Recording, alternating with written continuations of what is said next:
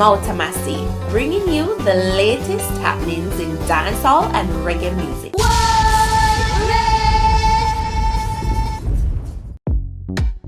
Welcome, it's Mouta Massi, and here are the stories making the cut for today. Disha Ravers did this to Beenie Man. Beenie Man and new girlfriend buy new Benz. Damion Crawford highlights inconsistencies in Andrew Holness's facts. Stay tuned for the stories in detail, and remember to follow me on Instagram at Mouta_Massi.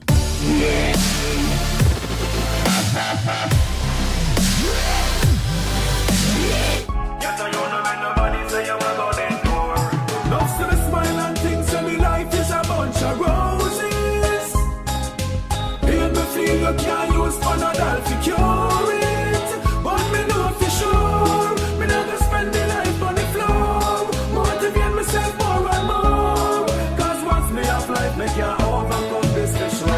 Where are all the survivors? This song is for you. It's called Overcome by Reggae Rage. Once you have life, you can overcome all your struggles. The song speaks motivation and perseverance to its listener. Positive lyrics will always transcend barriers. The chorus is catchy and his delivery is clear. A song like this is relevant on a worldwide level because we're all going through something regardless of race or class. So we have to remind ourselves that our meditation has to be strong and solid. Additionally, always remember to never give up on yourself. Special big ups going out to PBR Music Productions. To listen to Overcome, please click the link in the description box below and check him out on Instagram at reggae_rage. Make him know say I'm Mouta Massi senior. Massive, wanna know about the Send Me the Challenge, where someone sends you a voice note and as they're about to say send me the whatever it is,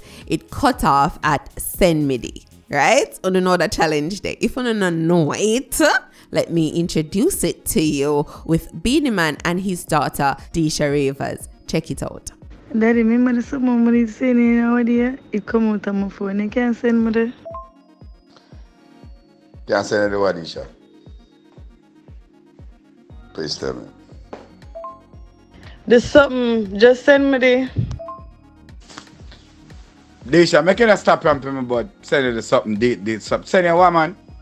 You didn't even tell me when to send your bitch. You talk about things drop out of your phone and you know have the something, man. So send your woman. Stop ramping. Just tell me what you want. Daddy, where you get mad for? Stop getting mad now and just listen about the voice note them and send me the. Don't me have nothing. Like I'm daughter, I love you, everything. Please do not call me at this time, at disappointed moment that tell me send your D. You see, send your D, now work out it. Please, tell me if you send your my girl and stop the foolishness. Alright? Thanks. Blessings. Hey, you're dark, you know? Daddy, it's a prank. A joke me I make, man. You know I love you too. I'm sorry. You can't prank your father, my girl. I don't think that me I tell you about it. And it's pranking. You never prank your father. And the only prank him I gonna fall for in life. Them daughter pranking. Don't do it, man. Wicked little girl. Me hear some worse ones. So Disha, wow, me like other one to come out. Him not get as dark as how me hear some other ones. But anyways, massive. Do you guys admire the relationship between Beenie Man and Disha? Let me know in the comment section below. So Beenie Man and his new boo, they're currently in Jamaica, and it seems as though they bought a new Benz truck together. But anyways, check out this video. One king.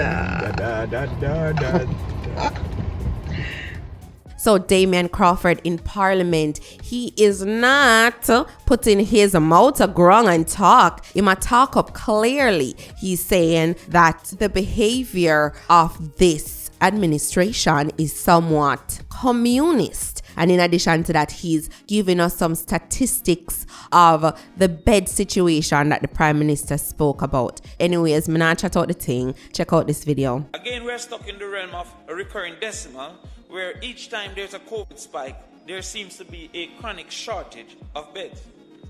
There is a need for greater dissection of this notion.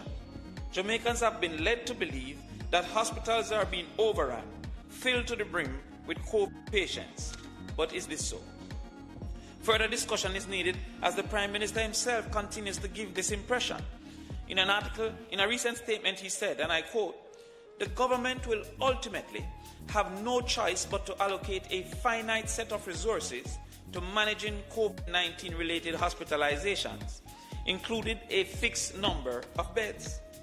We cannot continue," he says, to dedicate virtually the entire capacity of the health system to dealing only with COVID-19 to the detriment of the other health system users.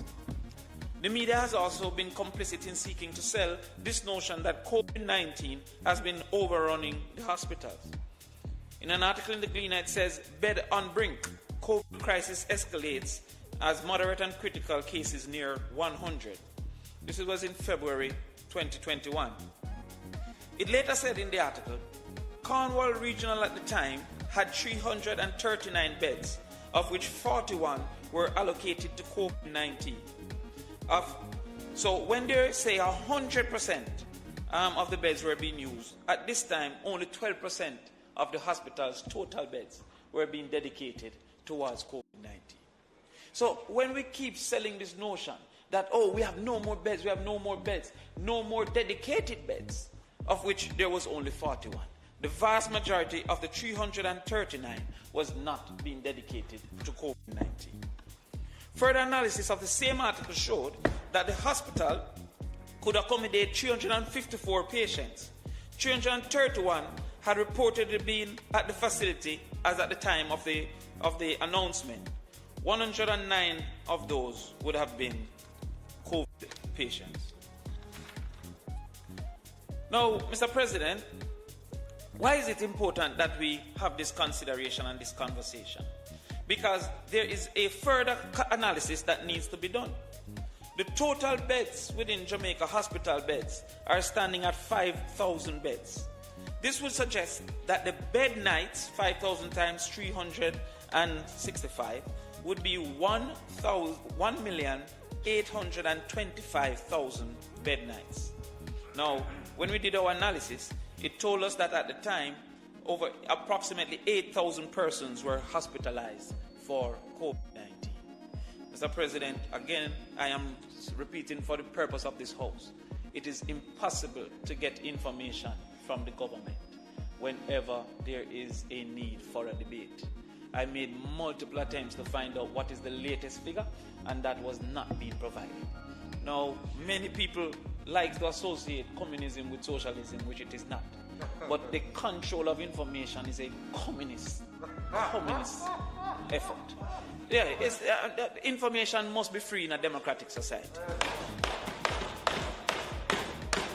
But, Mr. President, our last report was 8,000 persons, with the average length of stay ranging between 7 days and 35 days, with the length of stay ranging between 7 days and 35 days, based on the presence of comorbidities and other issues. The average stay as reported by the medical practitioners is between 10 and 14 days. To this extent, for the year to date, COVID-19 would have taken 112,000 bed nights, for which there is 1,825,000 total bed nights. This calculation suggests that year to date, COVID-19 would have accumulated 6.13% in bed nights. If we just for safety multiply that by 2 to say it's not 8,000, 16,000, COVID-19 would have taken 12.26% of the total bed nights. Now, Mr. President, if you look back at the Prime Minister's statement, what he suggests is simply not true. He said, we cannot continue to dedicate virtually the entire capacity of the health system in dealing only with COVID-19 to the detriment of other health users. This is simply not true. Now, why am I being a stickler for this, Senator Mouta? But let us see what the Prime Minister said. He said, we cannot continue to dedicate virtually the entire capacity of the health system to dealing only with COVID-19 to the detriment of other health system users. If there are spaces that cannot deal with COVID-19, then non-COVID-19 health users could be diverted to those spaces and COVID-19 diverted to the areas that are able to handle COVID-19 users. What I'm saying is selling to the public that COVID patients are in somehow overrunning and taking away their opportunity for healthcare.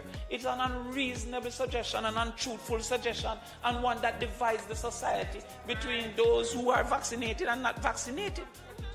Senator Crawford, you are saying that you try to get the information and can't get it?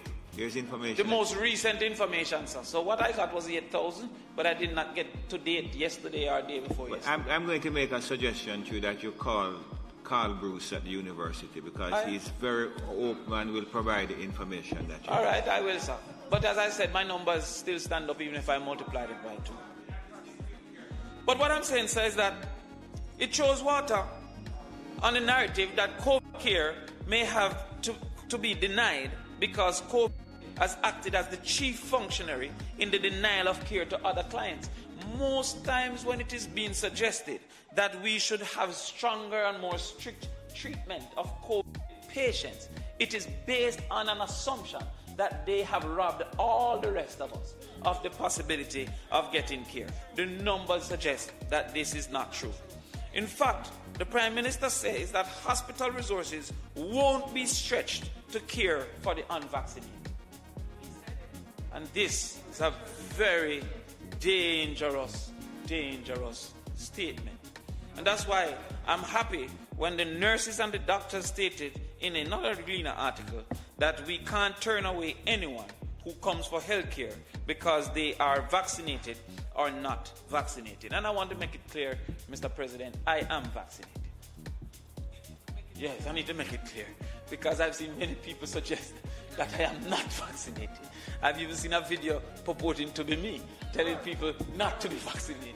I am vaccinated. Not only am I vaccinated, I made an hour-long video trying to encourage people on Facebook to be vaccinated. I then went further to take public debates with entertainment practitioners to discuss why people should or should not be vaccinated. But that don't fit the narrative of the individuals who wants to say that for some reason I am not vaccinated. I am vaccinated. But I am saying, Mr. President, that there can be no way that a policy option is to treat persons differently who are vaccinated and unvaccinated when it comes to healthcare and accessing healthcare. There can be no way at all. I'm not sure because it changes often, but the premise, the premise of the argument is that based on their action or inaction, that they are somewhat at fault for not having acted appropriately, and by extension, care might not be granted. That's the simple premise. Now, if you should carry that to its final conclusion and extend that premise, are we saying that HIV/AIDS patients might not receive care if they didn't use a condom? Are we saying that persons with diabetes might not receive care because they didn't eat properly? An individual with cancer because he smoked, or ganja psychosis because he chose to consume the ganja. It's a very, very, very dangerous premise. Would we say we're not going to treat people in an accident in A&E because they were speeding? We are going back to the time of prejudice, where there used to be signs that says no blacks, no Jews, no dogs. We're going to a time of prejudice that it is almost accepted for everybody to say no unvaccinated, and that is a sign. And the Prime Minister has jumped onto that bandwagon to argue that these people are somewhat to be totally blamed, when the truth is While many of us now have a chance, we don't really have the choice. And it's a very different conversation. We don't have enough vaccines that if all of us should choose to be vaccinated, we can get those vaccines. We don't. So that's it for today, Massive Montana. Big up on a nice clean self. Enough love, enough respect. Blessings upon blessings upon blessings. Positive vibrations going out to the Massive. I'm Mouta Massi. Magan. Mouta Massi. Mouta Massi. Covering the latest in Jamaican music and culture. Like, share, comment and subscribe now.